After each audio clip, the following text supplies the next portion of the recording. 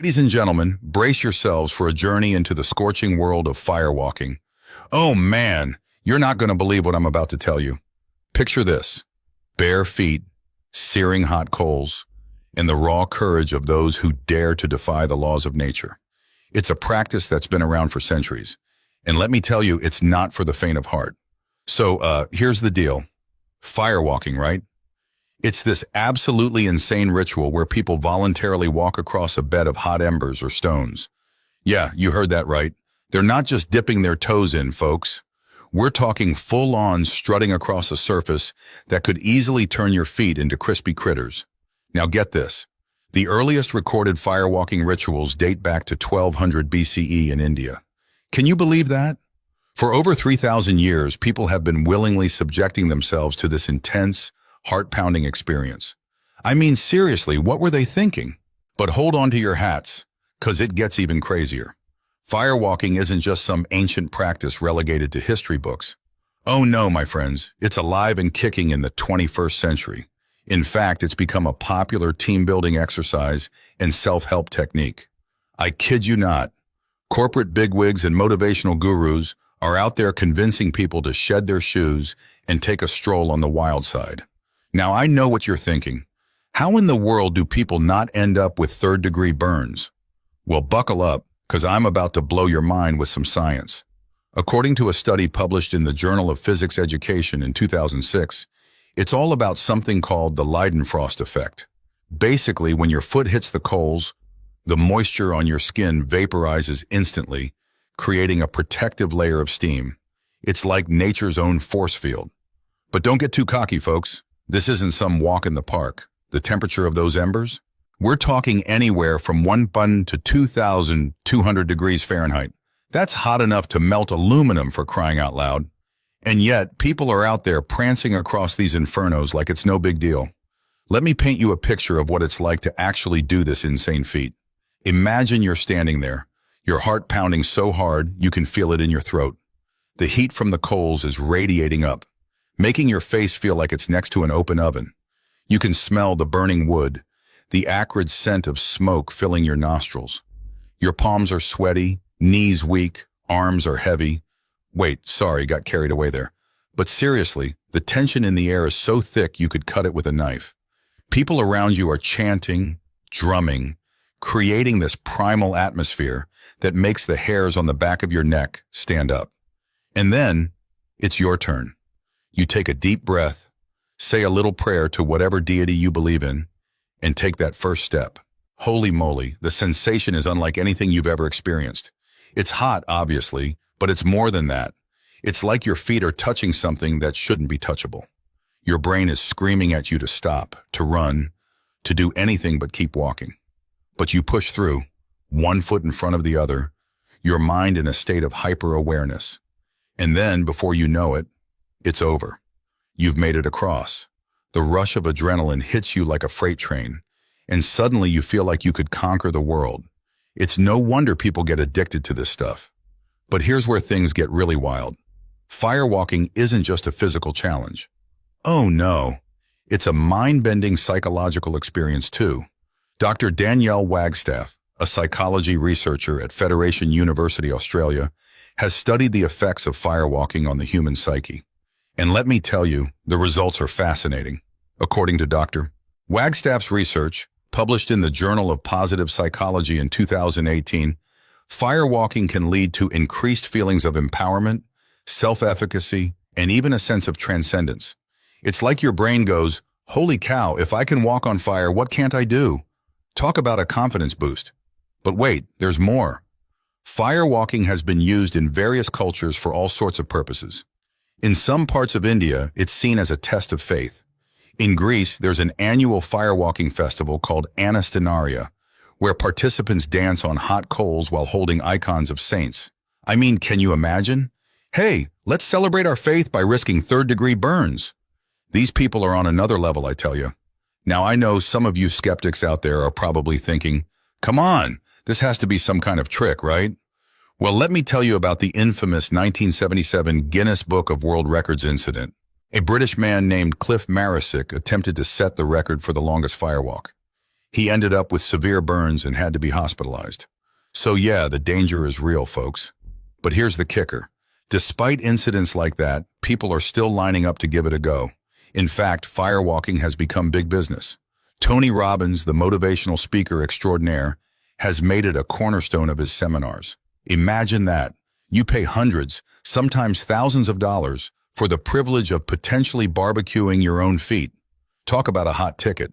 Now let's dive into the psychology of why people would even consider doing something so seemingly bonkers. Dr. Ronald Siegel, an assistant professor of psychology at Harvard Medical School, suggests that firewalking taps into our primal need for initiation rituals. In our modern world, where we're so disconnected from the raw, visceral experiences of our ancestors, firewalking offers a way to prove ourselves, to face our fears head-on. And boy, does it ever force you to face your fears. Imagine standing there, staring down that glowing path of embers. Your lizard brain is going haywire, every instinct telling you to run far, far away. But you push through. You take that first step. And in that moment, something incredible happens. You realize that your mind has been lying to you, that the limitations you thought were set in stone are actually more flexible than you ever imagined. But here's the thing that really gets me. Firewalking isn't just about personal transformation. Oh no, it goes way deeper than that. In many cultures, it's a communal experience, a way of strengthening social bonds. Anthropologist Dimitris Xygalatas from the University of Connecticut has studied firewalking rituals in Spain and Greece. His research, published in the Proceedings of the National Academy of Sciences in 2011, found that participating in these high-arousal rituals led to increased levels of prosocial behavior and group cohesion. Think about that for a second. You're not just walking on fire, you're forging connections with your fellow humans that go beyond words.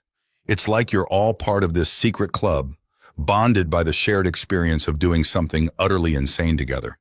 Talk about a team-building exercise. Now, I know what some of you might be thinking. This sounds amazing. Where can I sign up? Well, hold your horses there, cowboy. Before you go running off to find the nearest bed of hot coals, there are a few things you should know. First off, proper preparation is key. You can't just roll out of bed one morning and decide to go for a stroll across some embers. Oh no, my friends. There's a whole process involved. Many firewalking events include hours of mental preparation, often involving meditation, breathing exercises, and some serious psyching up. And let's not forget about the physical prep. The surface of your feet needs to be just right. Too moist, and you risk breaking that all-important steam barrier. Too dry, and, well, let's just say you might end up with some very unpleasant souvenirs. Some firewalking instructors even recommend walking on grass beforehand to collect a thin layer of moisture on your soles. It's like nature's own fireproofing. But even with all the preparation in the world, things can still go wrong. In 2016, more than 30 people were treated for burns after a Tony Robbins firewalking event in Dallas. It was a stark reminder that no matter how many precautions you take, you're still dealing with, fire.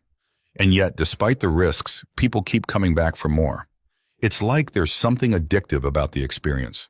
Dr. Michael Yapko, a clinical psychologist and author, suggests that the intense rush of endorphins and adrenaline during firewalking can create a sort of natural high.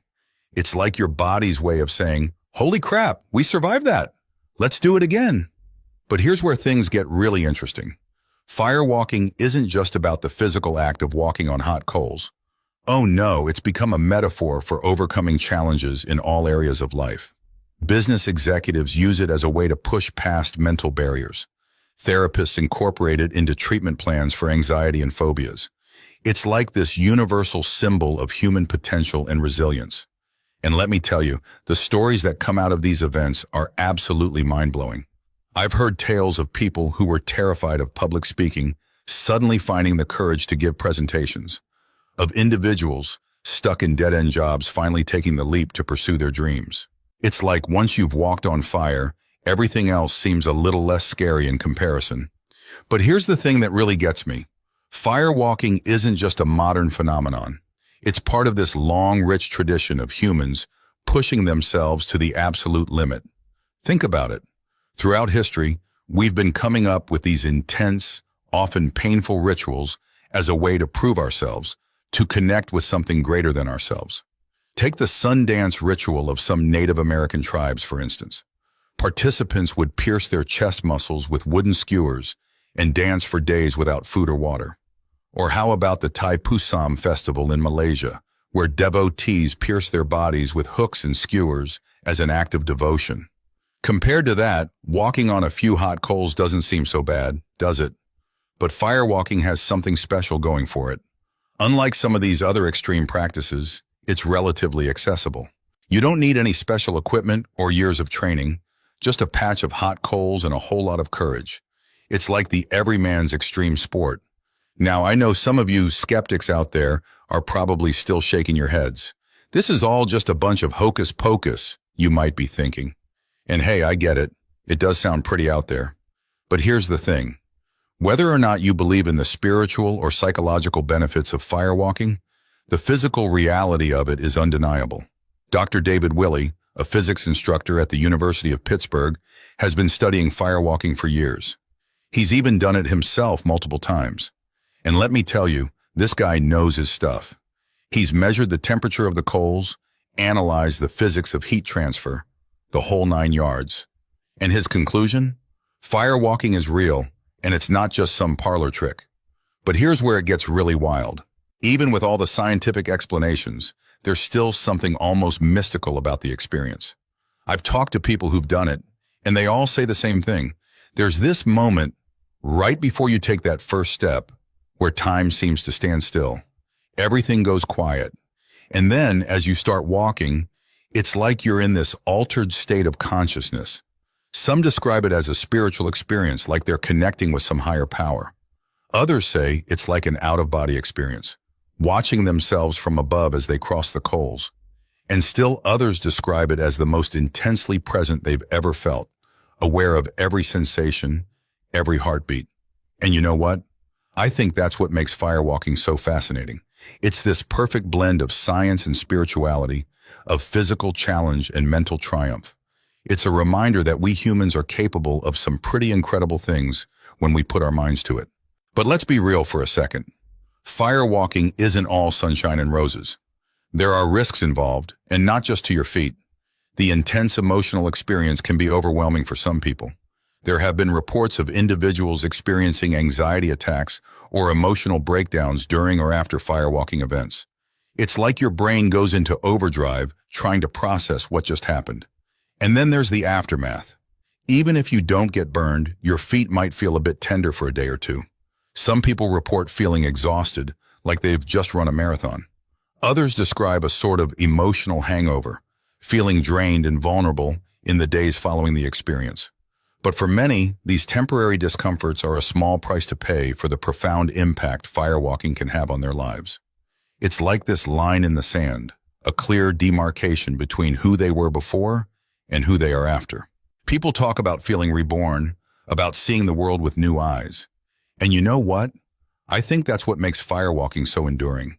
In our modern world, where we're so insulated from real danger, where our lives are so predictable and controlled, firewalking offers a taste of something primal, something raw and real.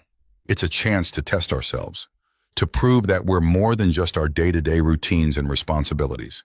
So what do you think? Are you ready to feel the burn? To push yourself to the absolute limit? To dance with danger and come out the other side transformed? Or are you content to keep your feet firmly planted on cool, safe ground? Whatever you decide, one thing's for sure. Firewalking isn't going anywhere. As long as there are humans seeking to challenge themselves, to prove their mettle, to touch the face of the impossible, there will be those brave or crazy enough to walk across beds of burning coals. And who knows, maybe someday you'll find yourself standing at the edge of that fiery path, heart pounding, palms sweating, ready to take that first step into the unknown. Because at the end of the day, isn't that what life's all about? Pushing our limits, facing our fears, and discovering just how much we're truly capable of. So, the next time you're faced with a challenge that seems impossible, just remember, if people can walk on fire, maybe, just maybe, you can do the impossible too. After all, as the old saying goes, if you can walk on fire, you can do anything. Or Something like that. Stay hot, my friends.